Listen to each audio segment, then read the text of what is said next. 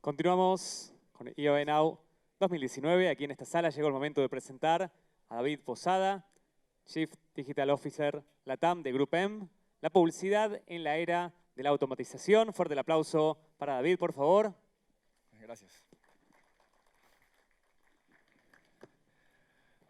¿Sí? Vale. Gracias. Ok, no veo mucho, también. No sé si hay mucha gente o no, pero bueno. Ok, buenas tardes. Permítanme un minuto, les muestro algo bien impresionante.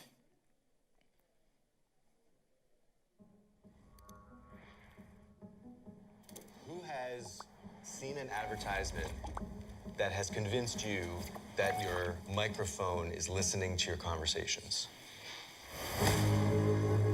All of your interactions, your credit card swipes, web searches, locations, likes, they're all collected in real time into a $1 trillion a year industry. The real game changer was Cambridge Analytica. They'd worked for the Trump campaign and for the Brexit campaign. Cambridge Analytica claimed to have 5,000 data points on every American voter. Data is the most valuable asset on Earth. We targeted those whose minds we thought we could change until they saw the world the way we wanted them to. I do know that their targeting tool was considered a weapon. This is about the integrity of our democracy. Ok, ¿quién vio esta serie de Netflix? ¿Alguien la vio? Se llama The Great Hack. Y bueno, pues yo creo que es quizás la mayor exposición de la publicidad basada en datos. Fue realidad todo lo que pasó allí. Y bueno, cuento un poco de cómo esta compañía, Cambridge Analytica, una compañía que nace a partir de un grupo que se llama SCL Group, un grupo contratista con el gobierno norteamericano y con la parte militar, muestra cómo utilizó la data. Lo dice ahí en el video, hasta 5.000 puntos de datos por cada uno de los votantes norteamericanos para persuadir a las personas de que convencieran a otros y para convencer a los indecisos. Creo que esta estrategia es algo brillante, por más que sea mala o buena el resultado, eso depende de cada quien juzgarlo. Me parece que tiene una idea brillante. Y cómo logró tomar toda esa data y a partir de una idea de convertir a los indecisos e incentivar a los persuasivos, lograr no solamente, en este caso, influenciar las decisiones del consumidor, que es lo que usualmente hacemos en marketing, sino que influenciar toda la democracia de un país. Quizás esta es la era entonces de la publicidad interactiva, la publicidad digital, la publicidad segmentada, la publicidad personalizada. Hablaremos también de la publicidad automatizada, pero vamos un poco más atrás para entender el contexto histórico en el que estamos viviendo hoy en día. Y para eso pues me remito a esta imagen. Esta imagen es en Pompeya, en el Imperio Romano. Vemos una imagen de un panadero que tiene un medio de comunicación, es un papiro, quizás un poco más costoso que ahora, que se utilizaba para transmitir mensajes. Pero hay una cosa más relevante y es lo que tiene su esposa, que es una tableta. Y bueno, esa tableta es bastante curiosa porque era una tableta de cera. Esa tableta de cera pues la utilizaban las personas un poco burguesas en el Imperio Romano para transmitir mensajes dentro de su comunidad. Así lucía la tableta. ¿Se les parece algo? Un iPad, ¿no? ¿Sí? En ese entonces pues no se utilizaba banda ancha, sino que se utilizaba el poder de los esclavos para transmitir los mensajes de un lado a otro. Luego, esta imagen me llama la atención, que es Martin Luther, que ya por allá en el siglo XV utilizó la imprenta que ya había sido inventada unos años antes por Johannes Gutenberg para transmitir sus 95 tesis en contra de las indulgencias de la Iglesia Católica. Esos documentos eran compartidos, se hablaba de ellos en los diferentes cafés, en las diferentes mesas de trabajo, en las sociedades, en las familias. Y luego más tarde podemos dar inicio a lo que se considera como el lanzamiento el inicio de los medios de comunicación masiva. Estos grandes empresarios se dieron cuenta que copiar información y transmitir información era muy rentable pero que requería inversiones multimillonarias. Una imprenta en esa época valía millones. E inventaron algo muy curioso que hoy en día está presente para proteger sus inversiones, algo que llamamos hoy en día el copyright. Y más adelante, quizás esta es la cúspide, una de las cúspides de los medios masivos de comunicación, como el imperio alemán, en su época, en la época de la Segunda Guerra Mundial, pues utilizó la radio para transmitir todos esos mensajes o todos esos discursos, un poco para hacer propaganda política. El resto es historia, la conocemos, la historia de la televisión, los primeros comerciales, por allá en los 50, la historia de las radionovelas, y quizás por allí en 1983, el 28 de febrero de 1983, podemos identificar lo que fue el declive de los medios de comunicación masivos. ¿Alguien reconoce esta imagen? Una serie antigua, se llamaba MASH, y es la serie que más, o el momento donde más personas han estado conectadas en simultánea viendo un contenido al unísono, 125 millones de personas. A partir de ese momento, salvo algunas excepciones en el Super Bowl, que no es una serie repetitiva, los medios de comunicación masivos empezaron a decaer. El resto es historia, lo conocemos. Facebook, las redes sociales, Snapchat, los mensajes van y vienen de un lado a otro, el contenido es libre totalmente, ¿no? El contenido fluye no solamente de las corporaciones y desde quienes crean contenido editorial, sino que también fluye desde nosotros mismos, lo que llamamos el contenido generado por el usuario. Entonces podemos ver como una línea de tiempo bien interesante, una línea de tiempo donde por allá hay unos medios muy, muy antiguos. Acuérdense los que veíamos, la tableta, el papiro. Luego vemos una pequeña disrupción, quizás por algunos cientos de años, donde estuvo la imprenta, la radio, la televisión. Y nos enfrentamos a partir de 2004, aunque el primer banner en Internet salió en 1993, creo que el 2004 es una época importante donde se masificó los medios digitales, con el nacimiento de AdWords, que fue en 2002, plataformas como MySpace, Hi-Fi, más adelante Facebook, pues comenzamos a ver un ecosistema de nuevos medios. Unos nuevos medios que hoy en día parecen un poco invisibles. ¿Por qué? Porque la data que tenemos en el ecosistema está permitiendo generar mensajes muy personalizados. Vimos cómo lo hizo Cambridge Analytica y eso no es ciencia ficción. Cambridge Analytica logró entregar mensajes únicos a cada uno de los votantes de Estados Unidos, aprovechando el conocimiento que tenía de los sentimientos hacia uno u otro lado de la votación. Lo hizo también en el Brexit. Entonces la publicidad hoy en día, pues quizás se acerca un poco más a aquella escena mítica o futurista que veíamos en Minority Report, esa escena donde Tom Cruise es segmentado o atacado expuesto a mensajes publicitarios exclusivos porque conoce su personalidad o la data que hay en el ecosistema entiende su personalidad. Quizás esa realidad es hoy en día algo mucho más presente o mucho más palpable, ¿no?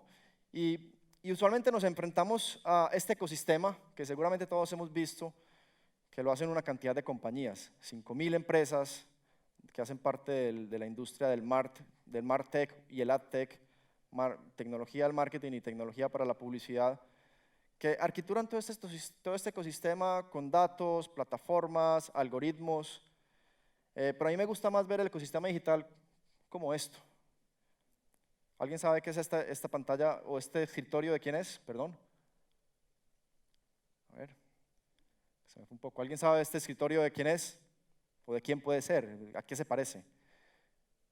Es un escritorio de un trader de la bolsa. Así lucen. Y quizás los traders de la bolsa hoy en día también, o quizás los traders de la publicidad se empiezan a parecer también a los traders de la bolsa. Por eso les llamamos ya no compradores, sino que usualmente les llamamos traders. Son personas que quizás tengan un par de pantallas para manejar los walled gardens, para manejar la publicidad en Google y Facebook. Personas que quizás tengan otro par de pantallas para manejar los DSPs, las diferentes ofertas del mercado y quizás tengan otro par de pantallas para analizar información y entender lo que está pasando en tiempo real con sus indicadores. Es tan complejo este ecosistema que usualmente ya no lo vamos a ver así. Sería imposible, sino que lo veremos de esta forma. pero tenemos unas variables que nos van a ayudar, que nos ayudan hoy en día en ese ecosistema, que son lo que llamamos los llamados algoritmos. Lo decía el conferencista anterior, los algoritmos son un conjunto de reglas que son predefinidas, finitas, y que sirven para cumplir una tarea, una labor específica, y que usualmente es repetible. Entonces los algoritmos pues están haciendo que todo este ecosistema que vemos, el marketing tecnológico y la publicidad tecnológica, conformado por un sinnúmero de empresas, sea simplificado quizás algunas cuantas pantallas. Con la evolución de los algoritmos, también hemos visto cómo aparece un nuevo término que es el Machine Learning. Y el Machine Learning no es más que unos algoritmos un poco más desarrollados que tienen la capacidad de aprender o de generar aprendizajes. Y en la medida que el Machine Learning ha ido avanzando, pues hemos venido mencionando también la inteligencia artificial. La inteligencia artificial pues no solo son algoritmos que aprenden, sino que algoritmos que son capaces de solucionar problemas y reproducirse. Quizás no estamos allí todavía, aunque en este método, en este mercado, todavía en nuestra industria hablamos mucho de sistemas provistos de inteligencia artificial. Yo diría que pocos lo hacen, ¿no? La mayoría están provistos de algoritmos avanzados que tienen capacidad de generar aprendizajes en tiempo real, pero quizás no tienen la capacidad de reproducirse por sí mismos.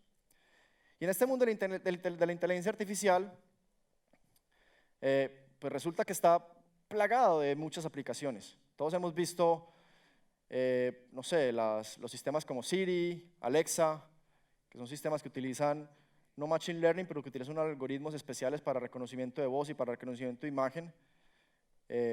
Hemos visto los driverless car, o los carros que se manejan solos por Google, por Tesla. Hemos visto a IBM, por allá en el siglo pasado, venciendo a Garry Kasparov en un campeonato mundial de ajedrez. Hemos visto a AlphaGo de Google venciendo en el juego Go, un juego bastante complejo, oriental. Pero quizás de todos los ejemplos que yo he visto de inteligencia artificial, el que más me ha gustado es o el que tal vez el más avanzado, se llama Project Debater. Project Debater fue lanzado por IBM en febrero de este año, y como lo dice su nombre, es una computadora que está en capacidad de hacer debates. Yo me enteré con este caso, resulta que a nivel mundial hay unos concursos en los cuales juntan a dos personas para que debatan acerca de un argumento. Una persona tiene que apoyar el argumento, y otra persona tiene que ir en contra de ese argumento. Les dan 30 minutos para que estudien el argumento, y con una serie de votaciones en un jurado y un público, pues seleccionan el ganador. ¿Cuál es el argumento ganador? Pues resulta ser que Project Debater, esta computadora IBM, logró hacer un debate con uno de los campeones mundiales de este curioso concurso de debatientes, ¿no? Y con gran éxito. Los invito a que vean el video, está por ahí en YouTube, bastante interesante. Ahora sí, entonces hablemos de publicidad. ¿Cómo todos estos algoritmos vimos que se simplifican bastante, que nos ayudan a hacer la vida un poco más fácil, y que quizás en el futuro no veamos ese mundo de tecnologías, 5.000 compañías, quizás más, sino que vamos a ser cada vez más traders, compradores a través de unas pocas interfaces, y que esas interfaces van a estar potenciadas por algoritmos, algunos aprenden, que se llama Machine Learning, y quizás algunos más avanzados que pueden imitar nuestras funciones cognitivas, como lo hace la inteligencia artificial. Entonces veamos 4 áreas en las cuales yo creo que el uso de la tecnología, los algoritmos, la automatización, en algunos casos inteligencia artificial, lo pongo entre comillas porque muchas veces no se logra tener un consenso acerca de qué es inteligencia artificial, cómo es que está afectando la actividad publicitaria que hacemos hoy en día. Lo primero es la data, y hablábamos de Big Data, hablábamos en la conferencia pasada de lo que representan los datos. Lo importante es, ahora hay un movimiento muy grande de que la data puede influenciar la creatividad, y cómo utilizamos esa data para convertirla en información que nos ayude a hacer mejores ejecuciones creativas. Finalmente estamos hablando de publicidad, de marketing, donde no todo es racional. En el marketing las decisiones como consumidores las tomamos con emociones, porque somos seres humanos, no somos seres binarios. No vivimos unos y ceros, vivimos impulsos eléctricos de un rango de frecuencia bastante grande. Y aquí me encontré con un caso muy importante, que es muy curioso, que se llama el Whopper The Tour, un caso ganador en el evento de Cannes de este año, en el pasado julio, en el cual Burger King utilizó la aplicación para que quienes se acercaran a un McDonald's pudieran reclamar una Whopper a $1 centavo. Utilizando data, precisamente, utilizando en este caso una data tan simple que está disponible hoy en día como la data de la georreferenciación de los usuarios. Veamos el ejemplo.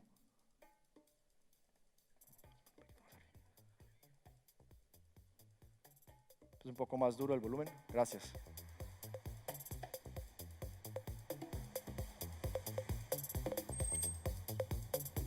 Hi, we're just here to order the Whopper. Whopper?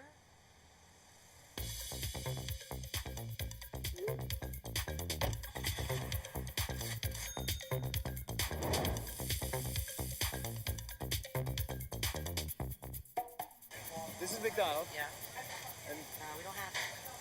but you don't have the Burger King Whopper here.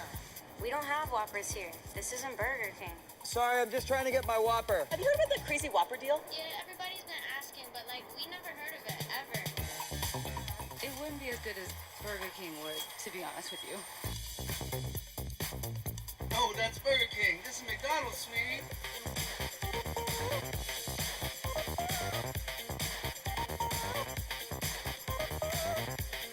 Okay, where's the Burger King? 4 blocks to your left. Bueno, genial, 1.5 millones de descargas, un crecimiento en ventas del 5%, muy grande para una compañía tan tradicional como esta y en una industria tan compleja. Vemos también cómo los datos pueden influenciar la creación de anuncios. Hablamos hoy en día que tenemos un mundo de medios fragmentado, pero pocas veces nos referimos a cómo podemos utilizar la data para crear anuncios customizados para cada uno de los segmentos de audiencias.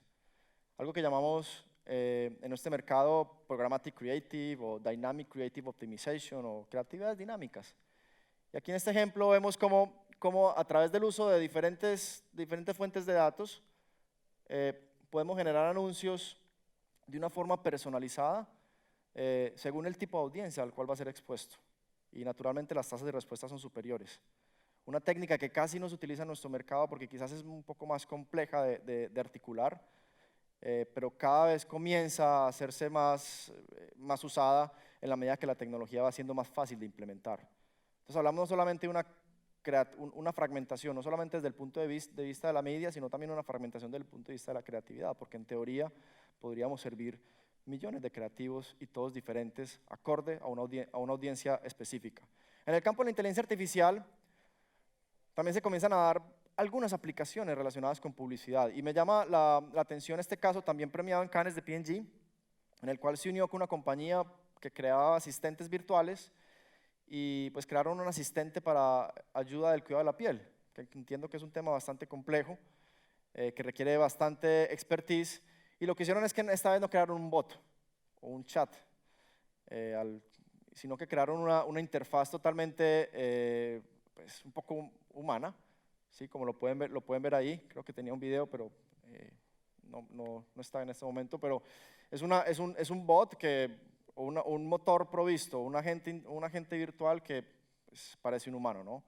Y cómo a través del uso de la inteligencia artificial, esta persona logra, o este humano digital, logra imitar los gestos y logra hacer una conversación totalmente natural.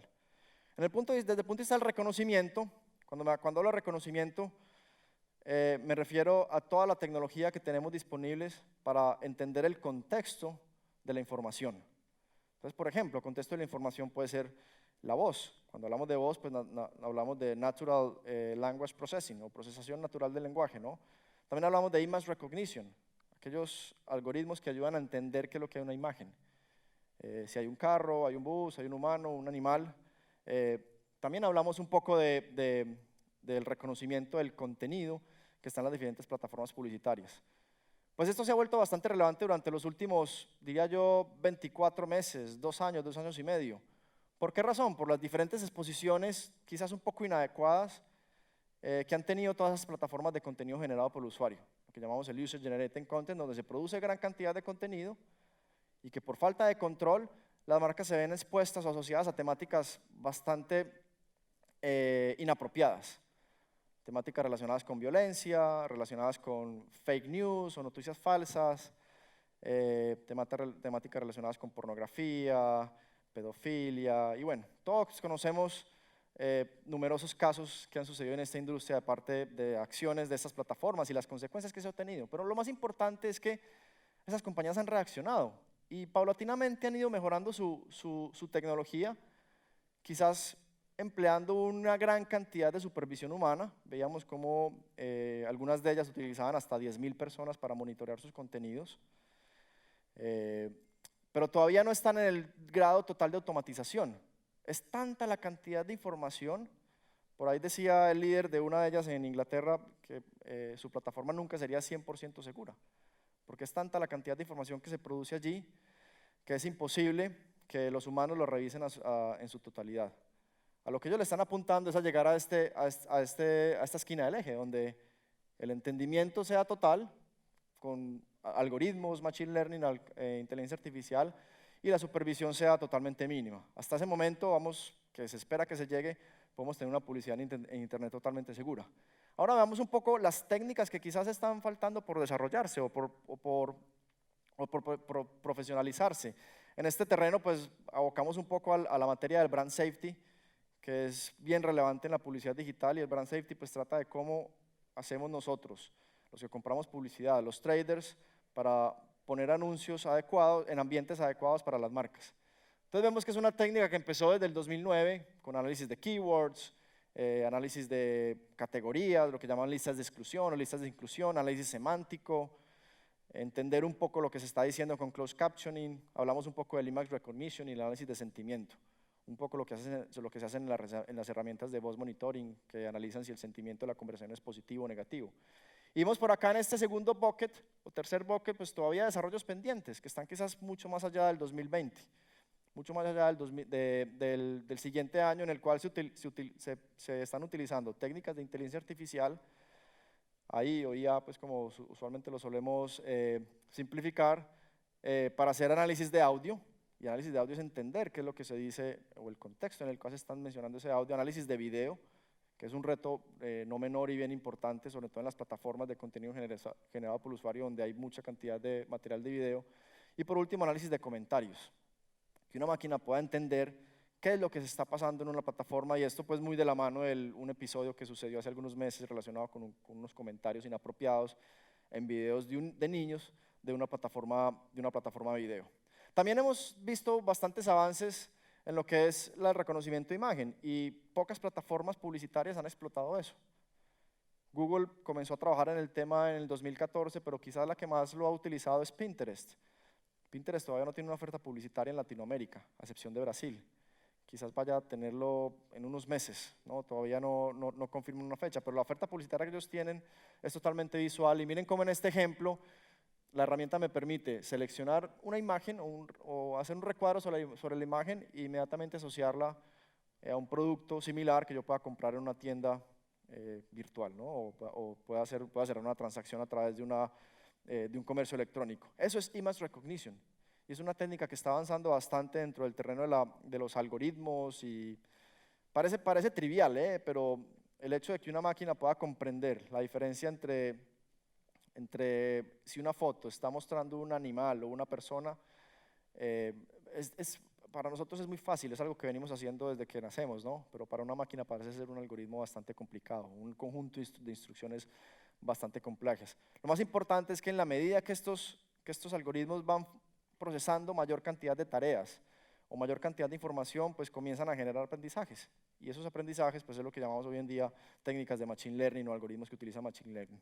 Luego vemos un poco otra de los campos donde la inteligencia artificial o la publicidad automatizada o la tecnología y los algoritmos pues están teniendo impacto, y es en la compra de audiencias.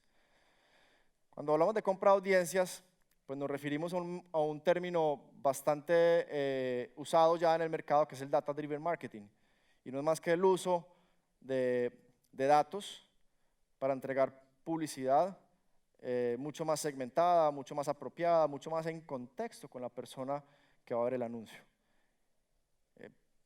es un ecosistema donde hay unos protagonistas que son los DMPs. Y los DMPs, pues hay muchos en el mercado. DMPs es Data Management Platform, es como una gran base de datos donde se leen interacciones. Leen interacciones y procesan esas interacciones para entender el contexto de la interacción. Y tenemos en el mercado 3 tipos de DMPs. Tenemos un DMP Targeting, que es un DMP que utiliza la data para poder segmentar mejor. Por ejemplo, datos demográficos para poderle llegar a hombres, a mujeres, a ciertos rangos etarios. Tenemos DMPs de campaña, que son DMPs que analizan la información que viene de una campaña publicitaria para poder generar acciones en relación a eso. Por ejemplo, tácticas de retargeting, es un DMP de campaña. O tenemos DMPs de anunciantes, DMPs que se instalan en las propiedades digitales de los anunciantes para poder entender la composición, no solo demográfica, sino de intereses, opiniones, actitudes de sus audiencias. Y estos DMPs pues comienzan a ser bastante populares en la región. Yo creo que llegaron, por aquí hay uno que vi que tiene publicidad, que es Retargetly. Hay varios, está el DMP de Oracle, que se llama, el DMP que se llama BlueKai, el DMP de Salesforce, que se llama Crocs, está Navegi, que es brasilero, DataExpand, Lotami, hay varios DMPs en la región y las agencias también nos hemos movido. Yo vengo de GroupM, que es un grupo de manejo de inversiones de medios, y pues tenemos nuestro propio DMP que se llama M-Insights. Es un DMP que diariamente le llega a 1.1 billón de usuarios. Diariamente estamos captando interacciones de 1.1 billón de usuarios alrededor de todo el mundo, de los cuales 150 millones están en Latinoamérica. ¿Para qué utilizamos esa data? Esa data la utilizamos para poder producir mejores estrategias publicitarias o ejecuciones publicitarias basadas en datos, poderle llegar a segmentos mucho más específicos. Vamos a ver un video de 1 minuto y medio, donde no es de M-Insights, pero no explica mucho de M-Insights, sino que explica más de lo que hace un DMP. Entonces, me parece lo suficientemente ilustrativo. Cuando el sistema observa a un usuario en línea, clasifica su comportamiento, acciones, compromiso, experiencia y su huella digital, junto con el tipo de contenido que está consumiendo. A través del tiempo, el sistema empieza a comprender los intereses del usuario, su comportamiento de compra y los patrones de consumo de contenido, permitiendo construir patrones de consumo y perfiles sociográficos para comprender su comportamiento actual y predecir qué de esos comportamientos podrían repetirse en el futuro. El sistema optimiza las audiencias en tiempo real. Por eso, cada vez que el sistema aprende algo nuevo, recalcula esa propensión del usuario de interesarse en cierta marca o producto según la nueva información. Al hacerlo, el sistema se adapta con precisión al observar cambios y puede incluso predecirlos antes de que el consumidor los demuestre.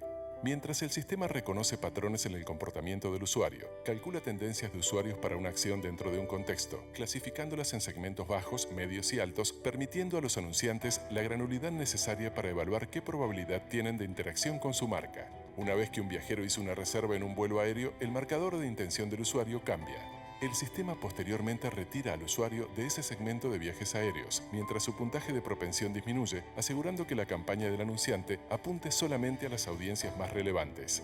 Al predecir con precisión lo que los consumidores tiendan a hacer, el sistema permite a los anunciantes identificar las perspectivas en el ciclo de vida de los consumidores de forma anticipada y guiarlos hacia sus marcas cuando estos están todavía en la fase de exploración. En total, existen más de 4.000 diferentes variaciones en los segmentos de comportamiento en el sistema, todos ellos bajo un procesamiento continuo y de actualización en tiempo real. El sistema no se limita a tratar de comprender lo que los consumidores están haciendo en el presente, también predice comportamientos futuros. Para hacer esto, la plataforma analiza las tendencias actuales del usuario y los compara con los consumidores que históricamente exhibieron los mismos rasgos, comportamientos e intereses. Mediante la comprensión de la fuerza y la importancia de un rasgo, el sistema puede predecir con confianza el comportamiento futuro de los consumidores actuales. Eso es lo que hace un DMP. Como ven, es una gran base de datos a la cual se le ingiere mucha información o se le inyecta mucha información. Y bueno, no sé si ven en el video que es capaz de categorizar los datos alrededor de 4.000 diferentes categorías. Eso no lo podría hacer un ser humano. Un ser humano no podría decir un dato y clasificarlo alrededor de 4.000 categorías, sería imposible, lo hacemos a través de algoritmos. Y cada vez que corre el sistema, pues los algoritmos van siendo mucho más precisos en entender a qué categoría de interés, actitud, opinión puede pertenecer un dato. Lo veíamos en el caso de Cambridge Analytica, ellos tenían acceso a 5.000 puntos de datos de cada uno de los votantes norteamericanos. Se dice que la gran cantidad de datos va a ser tan inmensa que en unos 15 años cada perfil, o sea, nosotros, los sistemas van a tener 70.000 puntos de datos. O sea, imagínense la cantidad, la granularidad o el detalle con el cual se puede describir la personalidad de una persona con 70.000 puntos de información. Obviamente, si esa información es usada en beneficio nuestro, en la medida en que podemos ser expuestos a mejores anuncios publicitarios, pues va a ser bueno para todos. Si va a ser usada, en el caso de Cambridge Analytica, pues va a tener algunos detractores y algunas personas que lo van a apoyar, ¿no? Luego también tenemos dentro del campo de la automatización, del uso de algoritmos, machine learning, inteligencia artificial, un terreno muy grande relacionado con la optimización de inversión en las plataformas de media. Cuando me refiero a la optimización de inversión en las plataformas de media, me refiero a estas plataformas en las cuales se transa publicidad en tiempo real. Hay una que se llama AdWords, que es de Google, otra que se llama Business Manager, que es de Facebook, LinkedIn Ads, los diferentes DSPs, que son donde se sienta el trader. Recuerden la foto que vimos hace algunos slides, el trader sentado en unas diferentes pantallas, ahí se está transando publicidad en tiempo real. Y resulta ser que que estas plataformas son tan complejas, tienen tantas variables, porque imagínense la cantidad de datos que procesan, datos de campaña, datos del anunciante, datos del mercado, que para los optimizadores se está volviendo cada vez más complejo entender todas las variables. Y es por eso que han venido saliendo muchas herramientas en el mercado que ayudan a esos optimizadores o a esos traders, a esos compradores a comprar mejor publicidad.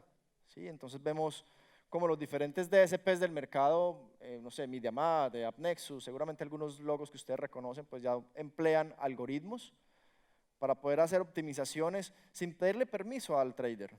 Usualmente estas plataformas se les puede crear un grupo de algoritmos que generan como unas alertas, y esas alertas pues son mostradas al comprador y el comprador toma acciones. Ya lo que está pasando es que estas plataformas pueden trabajar un poquito solas y hacer múltiples optimizaciones durante un día. Imagínense un trader que está sentado administrando 40 campañas, quizás va a poder tener tiempo de ver una campaña por día durante 30 minutos, o quizás menos, 10 minutos, con lo cual el motor o el algoritmo que se ha creado para esa campaña pues se encarga de hacer mejores optimizaciones. Tengo aquí una que se llama Albert, me encanta porque es una compañía que nació nativa, con inteligencia artificial. Ellos dicen que es inteligencia artificial, no lo sabemos la verdad, quizás es machine learning, quizás son algoritmos, pero es una plataforma que nació con ese concepto, nació con el concepto de conectarse a las diferentes plataformas publicitarias de transacción de publicidad en tiempo real, como lo decíamos, Facebook, AdWords, y hacer optimizaciones o microoptimizaciones de forma muy numérica, o sea, muchas optimizaciones para mejorar los resultados. En nuestro grupo tenemos también una herramienta que se llama Copilot, que similar a Albert ahí, se conecta con los diferentes DSPs y genera múltiples algoritmos.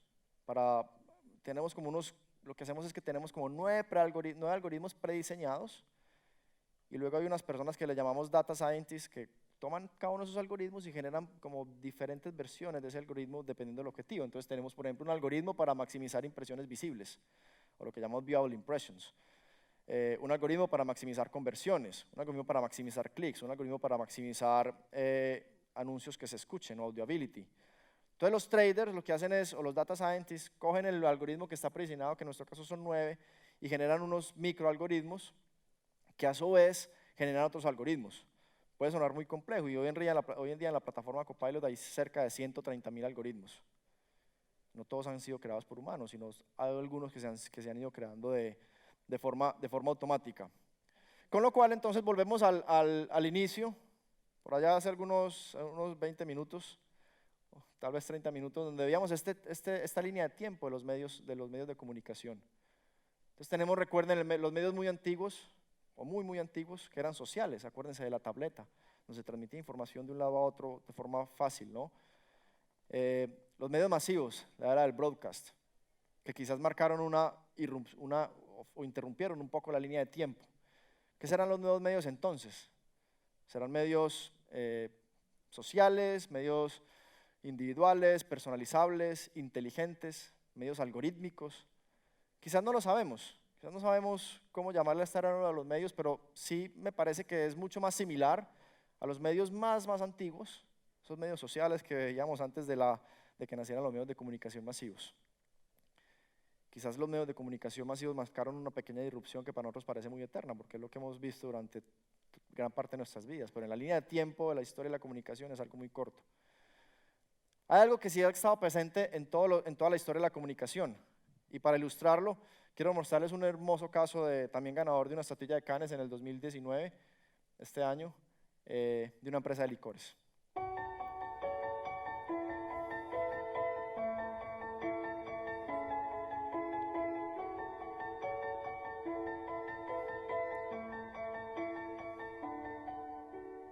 Rua Vieja, a small Pernod Ricard liqueur brand, wanted us to realize that our time is limited and that there's nothing more precious than spending it with the people we love most.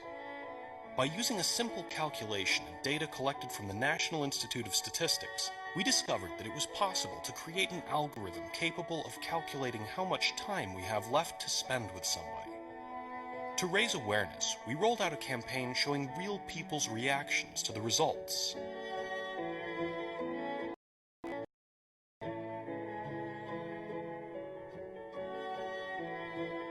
Qué terrible, ¿no? No me imagino no volver a verle. Me parece muy poco. Es poco, ¿eh? Eso es muy poco. Perdemos el tiempo haciendo cosas que no nos hacen felices. In just 24 hours, it sparked a global conversation. Una campaña española de Navidad está remeciendo a muchos. And then, this happened. Thousands of people began to share their get-togethers, thanking Rua Vieja for making them possible. So the brand decided to abandon its media plan and to channel the cash into financing more reunions between people, paying for thousands of bus tickets, allowing people living far away from each other to get together.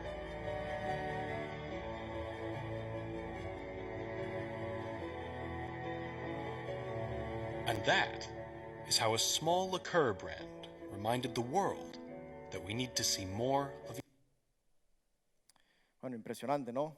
Cómo una estrategia tan simple, con el uso de un pequeño algoritmo que se repitió muchas veces, pudo producir una estrategia tan poderosa como esta. Algo de tecnología, pero quizás algo un poco más profundo. Algo un poco más profundo que yo encuentro en este anuncio también. Aquí me devuelvo de nuevo y voy al año 1959. Este anuncio que cambió quizás la forma, Bill Bernbach, de DB, que quizás cambió la forma en la cual se vendían autos, no solamente en Estados Unidos, sino en el mundo entero, porque surgió la idea de vender los autos sin atributos específicos, sino vendiendo los atributos emocionales. Con esto entonces volvemos a la línea de tiempo y bueno, ¿qué es la era de la publicidad hoy en día? Publicidad interactiva, personalizable, algorítmica, publicidad con inteligencia artificial, publicidad individual. Quizás no lo sabemos, pero sí hay algo que está presente en toda la historia de la publicidad y que sigue siendo presente, y es el mundo de las ideas. ¿Qué más poderoso que una idea? Y qué más poderoso que una idea potenciada con tecnología. Muchas gracias.